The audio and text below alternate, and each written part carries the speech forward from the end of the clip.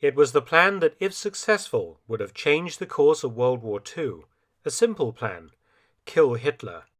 Many had already tried to kill Hitler, even before World War II had broken out, but though some of the plots had come very close to succeeding, Hitler seemed to have his own guardian devil and survived every one. All of the plots thus far against the Führer had originated either from lone nuts, ordinary people who one day had taken it upon themselves to assassinate him, or from a shadowy conspiracy of aristocratic army officers who feared that Hitler was going to lose the war and drag them and Germany down with him. Hitler seemed to sense these latent threats, and after 1941 he had started to withdraw more and more from public appearances. His personal security had become more robust and expanded, and the numbers and ranks of officers who had access to him had become narrower and narrower. This process had accelerated after the German defeat at Stalingrad in early 1943, and coupled with Hitler's deteriorating health and physical appearance, the Führer became an increasingly elusive figure, spending most of his time at his gloomy Eastern Front headquarters, the Wolf's Lair. The British, following on from the success of Operation Anthropoid, when British-trained Czechoslovak agents had successfully assassinated Reinhard Heydrich in Prague in 1942, started to think bigger. Why not simply knock off the German leader, cut the head off the German snake? But how to do it? How to get at Hitler and where? He was probably the most closely guarded world leader, and the British needed to discover a chink in his armor, a weak spot that they could exploit. Intensive study began of Hitler's movements, properties, and guard arrangements. Unlike the German officers' conspiracy against Hitler, the British had no inside access to the man. Special Operations Executive, SOE, in London studied Hitler intensively, collating masses of information. After the D-Day landings in June 1944, several SS soldiers who had rotated back to frontline units from Hitler's personal staff were captured by the British. One, surnamed Dieser, was able to elaborate on both Hitler's routine at the Berghof, his private house on the Obersalzberg near Berchtesgaden, and his guarding arrangements. But killing Hitler at his private home was to prove a very difficult event to plan for, and Major H.B. Court, the SOE officer responsible for compiling a feasibility study, had his work cut out. Recently, I was able to examine in detail one of the firearms that was associated with this forthcoming SOE operation to kill Hitler. This pistol is probably among the rarest Lugers in the world, and I'm indebted to the Combined Military Services Museum at Malden in Essex for allowing me this close-up inspection of a weapon that quite literally was a part of history. Please visit the description box where you'll find a link to the Combined Military Services Museum website. Take it from me, the museum is well worth a visit. The Obersalzberg complex, which was basically a private village containing not only Hitler's private home, but also a series of hotels and guest houses, and also the homes of other senior Nazi leaders, such as Hermann Göring, was carefully guarded by the SS. Martin Bormann, the Führer's secretary and head of the party chancellery, had been in charge of basically creating the Obersalzberg into a private Nazi village, and he created a special reserve that measured 7 square kilometers. The entire area was wired off from the public with net mesh-type fences. The fences, which were not electrified, were studded with numerous wire mesh gates, many watched by armed sentries. Wacht Company Obersalzberg was the name of an infantry battalion that was permanently stationed in the area. When Hitler was in residence, security was further augmented by the presence of the Army's Führerbegleitbataillon, the Führer Escort Battalion, the FBB, as well as Hitler's 19 personal SS bodyguards from the Reich Sicherheitsdienst, the RSD. The Obersalzberg area was divided into 3 districts or Bezirke. Bezirk 1 encompassed the area and buildings immediately adjacent to the Berghof. Bezirk 2 was all territory including the Berghof, but excluding the Kelstein area, Kelstein Mountain housing the famous Eagle's Nest Tea House. RSD officers also manned the outer gates at the villages of Tengelbrunn, Klingeck and Au when Hitler was in residence. Bezirk 3 covered the Kelstein area. Only supply, maintenance and guard shift traffic was seen within this outer zone. Different coloured passes were required to enter each Bezirk or security zone, and all cars would be stopped regardless of the rank or uniform of the passengers. However, there was one possible time that Hitler could be vulnerable to assassination when he was at the Obersalzberg, and that was during his afternoon constitutional, a walk he took every afternoon with a small collection of intimates to the Muslanerkopf tea house. The walk was less than a kilometre across the Obersalzberg valley to the wooded Muslanerkopf hill, where the circular tea house had been built in 1937 on Bormann's orders. The path was mostly wooded, and at one point passed a scenic overlook of the entire valley, enclosed by a wooden railing and with a bench where the Führer often sat and discussed matters of state with his intimates. Hitler often fell asleep at the Muslanerkopf and was always driven back to the Berghof, while the rest of his intimates strolled back on foot in the late afternoon. And SOE's greatest ally in carrying out an operation to kill Hitler at the Obersalzberg was Hitler himself, who seriously disliked being guarded. During his afternoon walk, SS guards were told to remain out of sight and well back from the Führer and his party. SS Private Dieser, who had worked as a guard at the Obersalzberg, along with another SS private called Obernig, also captured in Normandy by the British, said that during one point on Hitler's stroll, he passed close to a patch of woodland that placed him out of the line of sight of the static SS sentry posts around the Obersalzberg. This meant that there was a small window of opportunity to kill Hitler. The idea was so attractive that SOE considered extending the operation to kill Himmler, Göring, Goebbels and Bormann, and similarly detailed investigations into their movements, habits, routines and guarding arrangements were made. Working with the information on Hitler, Major Kort and his colleagues in London began to work out how to assassinate Hitler at the Obersalzberg. It soon became clear that the most reliable method was a sniper attack when Hitler was walking along the path to the tea house and was very likely guarded. The outline of the plan was for a German-speaking Pole and a British sniper to parachute into Austria.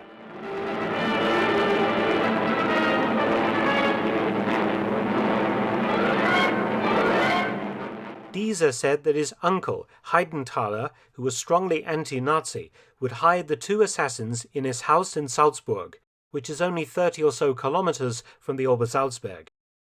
From there, the two-man rifle team would infiltrate the Obersalzberg dressed in German Army mountain troop uniforms.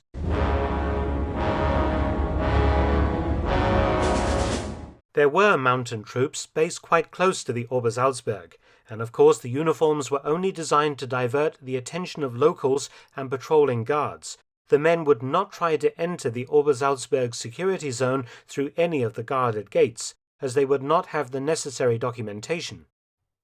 The weapon selected by SOE as the main tool to assassinate Hitler was a scope version of the standard German World War II rifle.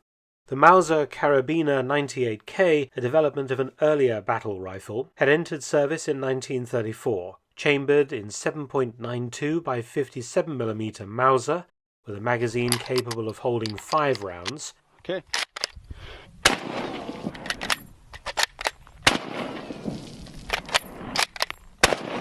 With a telescopic sight, it was effective out to 870 to 1,090 yards, that is 800 to 1,000 meters.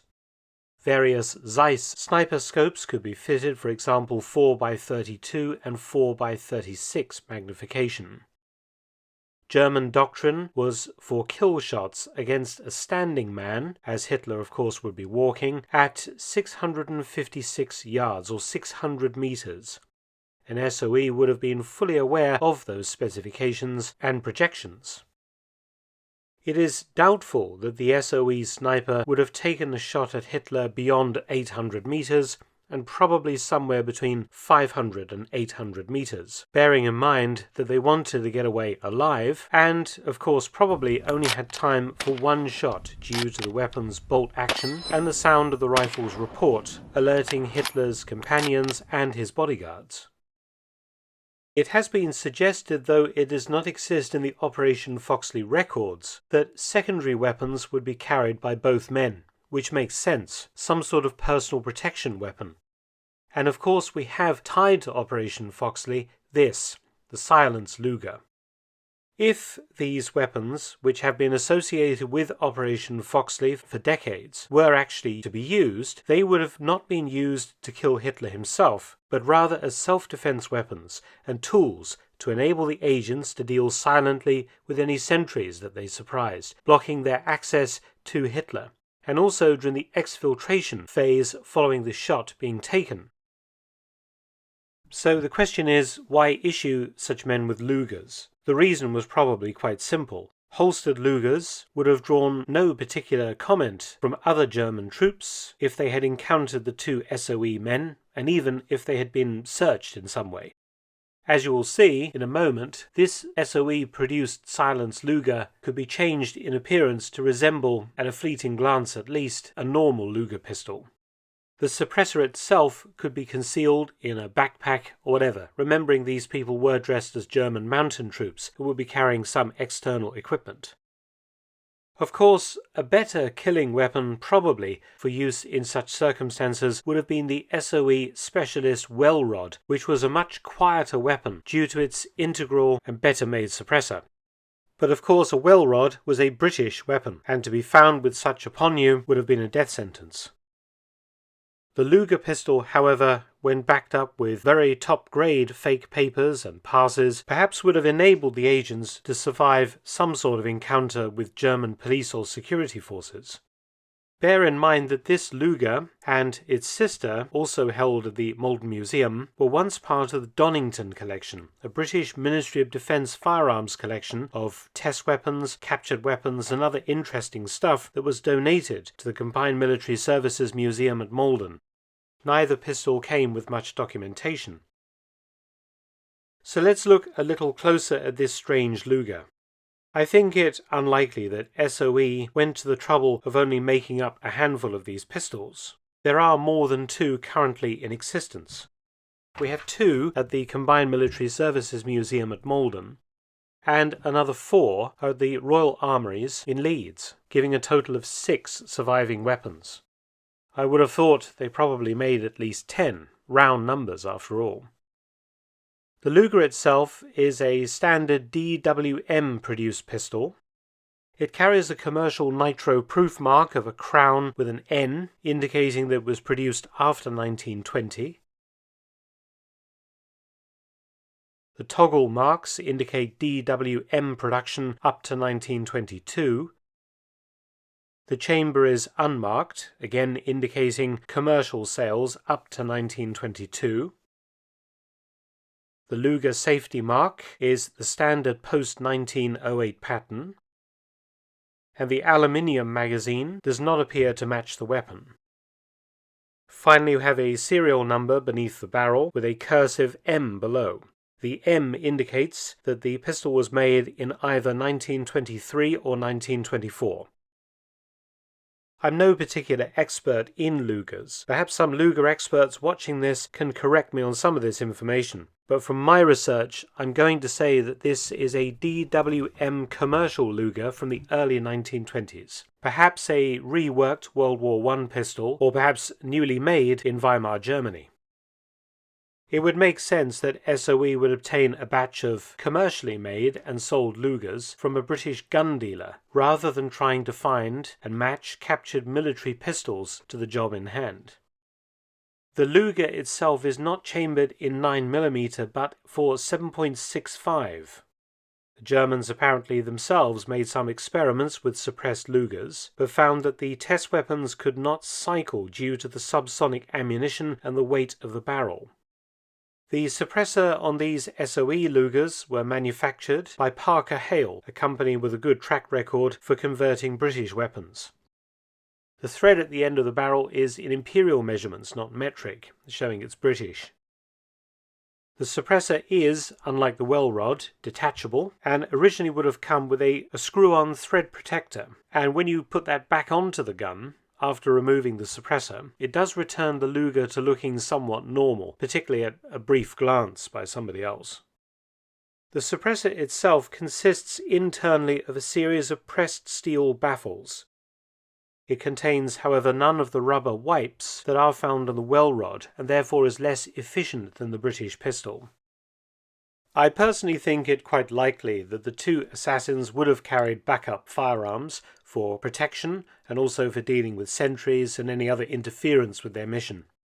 And of course, I think if they're going to be dressed as German mountain troops, they're going to carry German backup weapons, and holstered Lugers with these special screw-on suppressors would be ideal for such a job.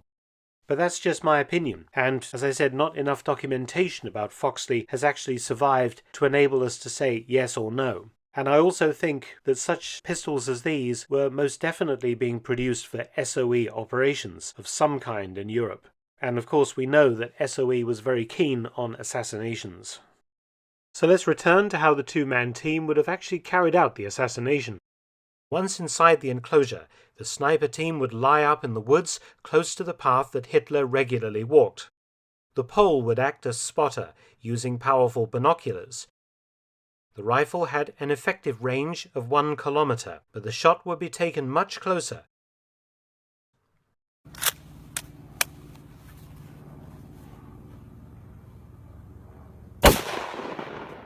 A British officer, Captain Edmund Bennett, was mooted for the role of sniper and may have begun training in England against moving targets. An alternative scenario was also thrashed out: to have a second assassin concealed along the road used by Hitler's car to bring him back to the Berghof from the Muslarnerkopf tea house. This assassin would be armed with a Pratt anti-tank weapon to destroy the car should the rifleman have failed to get off a shot at Hitler when he was walking. In November 1944, Major Court presented his plan, now codenamed Operation Foxley, but it was turned down after some heated argument.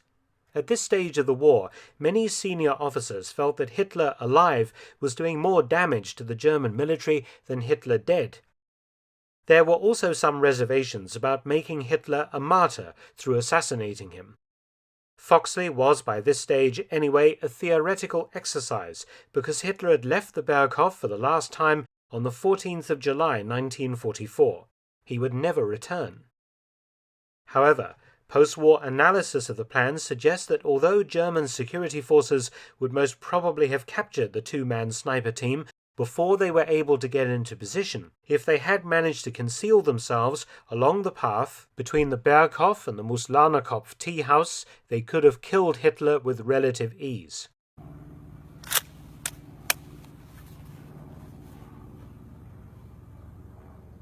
The main problem was that the plan came too late. SOE lacked intelligence about Hitler's routine until after D-Day, when they captured a few low-ranking former guards who had been returned to active service. By the time SOE had managed to thrash out an assassination plan, Hitler had managed to frustrate them by moving away from the target area. Whether SOE made the right call in 1944 in abandoning plans to kill Hitler, I'm sure will make for a lively discussion in the comments section. Thanks for watching. Please subscribe and share, and also visit my YouTube channel War Stories with Mark Felton. You can also help to support both of my channels at PayPal and Patreon, details in the description box below.